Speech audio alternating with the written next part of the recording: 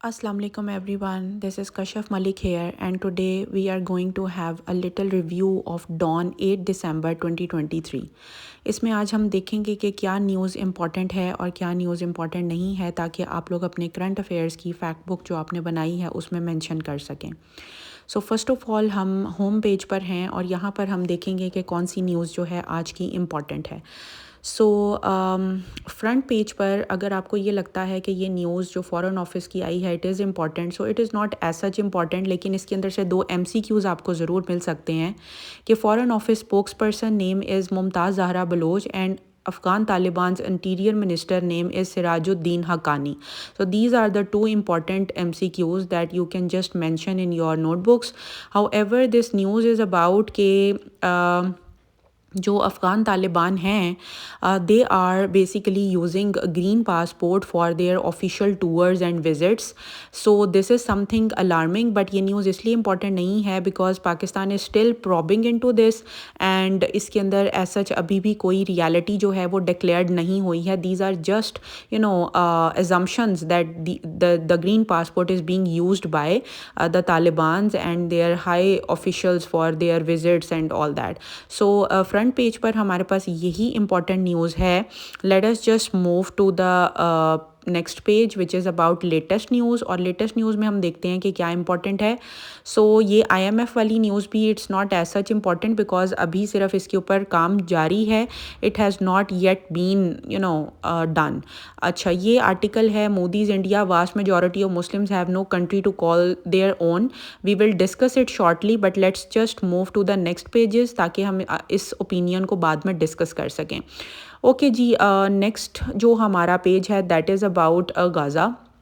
और गाज़ा में जो है अगेन वही स्कमिशेस, अगेन वही सारे प्रॉब्लम्स चल रहे हैं। Still there has nothing been as such you can say productive that has been done so far. However Chinese and US officials have just contacted each other and they have discussed कि ये जो Gaza की situation है इसको control किया जाए at every cost. And जो Turkey है उनका क्लेम ये आया है या उनका ये परसेप्शन आया है कि it should not be buffer zone और इसको जो है एक नॉर्मल तरीके से एंड किया जाए और जो भी टेरिटरीज़ ऑक्यूपाइड हैं वो वापस किए जाएं। अच्छा, इसके अंदर बफ़र ज़ोन क्या है? बफ़र ज़ोन बेसिकली एक ऐसा एरिया होता है जो कि जंग के बाद बैन कर दिया जाता है। उसके अंदर कोई भी दूसरे कंट्रीज़ इंटरवीन नहीं कर सकते, दूसरी फोर्सेस इंटरवीन नहीं कर सकती। And Turkey is of the view basically कि ये अगर इस तरीके से हो जाता है so this would be disrespectful for Palestinians. However the normal method that is actually being adopted by people, जो कि जंग के बाद होता है कि स्टेट के जो ऑफिशियल्स होते हैं वो एक दूसरे की टेरिटरीज़ को वापस कर देते हैं and all that. So I think this should be done. उसके बाद हमारे पास यही इंपॉर्टेंट न्यूज़ थी गाज़ा वाली। उसमें पाकिस्तान में अगेन आप देख रहे हैं कि वही सब कुछ है but this news is really important. 8 in 10 Pakistanis concerned about climate change impacts. This is the report that has been issued by World Bank, and let's just read this report because this may help you in your climate related essay, because this year there are chances कि climate के ऊपर ऐसे आपको आ जाए। So World Bank की report के according क्या है कि पाकिस्तान में हर 10 में से जो 8 लोग हैं they are concerned about climate change. However इस आर्टिकल में ये बताया गया है कि पहले ऐसा नहीं था। GDP जो है पाकिस्तान का बाय 2050 ये एक्सपेक्टेड है कि ये डिक्रीज़ हो जाएगा bye 18 to 20%, right.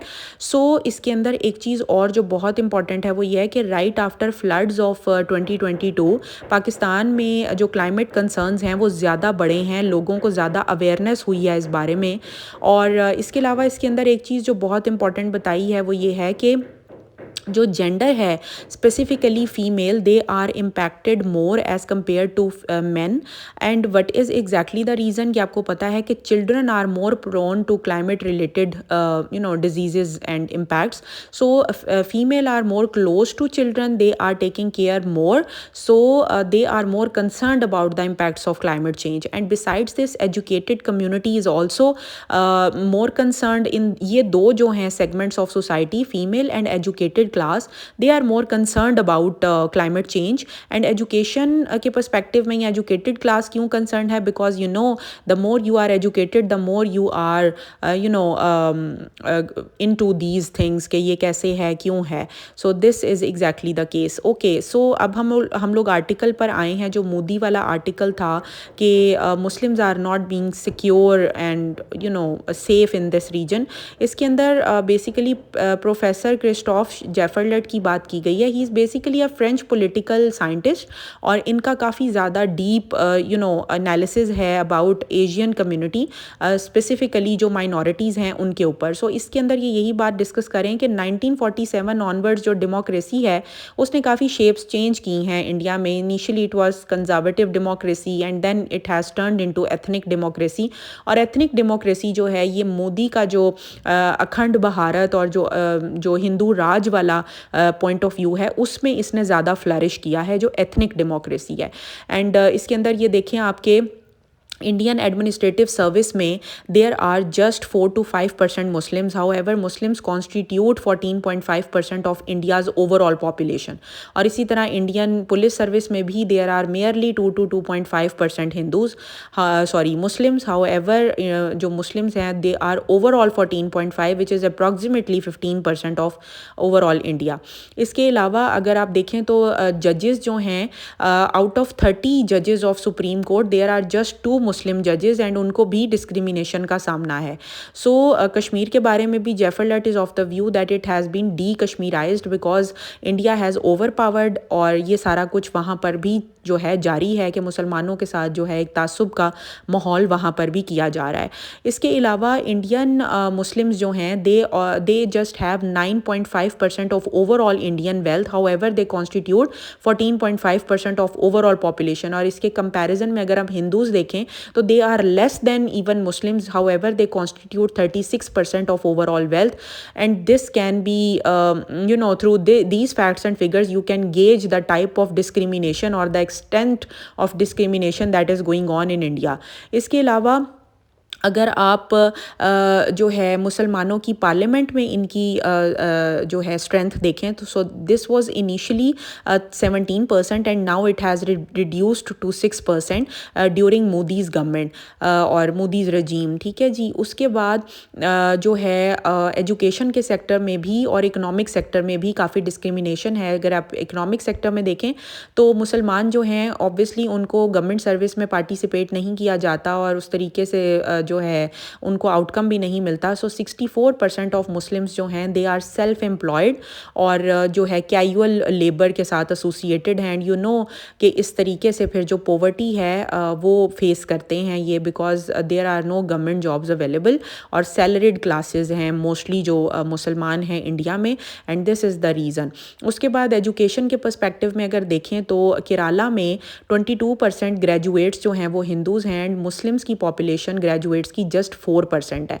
And similarly अगर हम हिंदूज़ की बात करें इसमें यूपी में तो यूपी में भी 50% ग्रेजुएट्स हिंदूज़ हैं और जस्ट 14 to 12% आर मुस्लिम्स. सो इस चीज़ को काफ़ी ज़्यादा हाईलाइट किया गया है और इसके अंदर बेसिकली ये बताया गया है कि मुसलमानों को भी अपना मतलब बीइंग पाकिस्तानीज़ हमें अपने कॉन्स्टिट्यूशन के अकॉर्डिंग जो माइनॉरिटीज़ पाकिस्तान में एग्जिस्ट करते हैं उनको प्रॉपर राइट्स देने चाहिए ताकि अगर हम इंटरनेशनल मीडिया पर आवाज़ उठाएं तो ये चीज़ क्लियर होकर सामने आ सके कि पाकिस्तान में जो माइनॉरिटी ग्रुप्स हैं उनको प्रॉपर राइट्स जो हैं वो अवेलेबल हैं. एंड बिसाइड्स दिस जो यूएसए और यूके है बेसिकली दे नो कि इंडिया क्या कुछ कर रहा है but still they are silent. Why? Because they know that India is their ally against China and this is something discriminatory that is going on there. And you can just gauge that how much deteriorated the Muslim society is in India. So इसके अंदर basically इस article के अंदर ये discussion जो है वो की गई है. So this was all about today's Dawn. I hope you have liked it and there are no as such important facts and figures इसके अलावा जो कि आए होंगे. So I will see you in the next video इंशाल्लाह tomorrow. अल्लाह हाफिज़.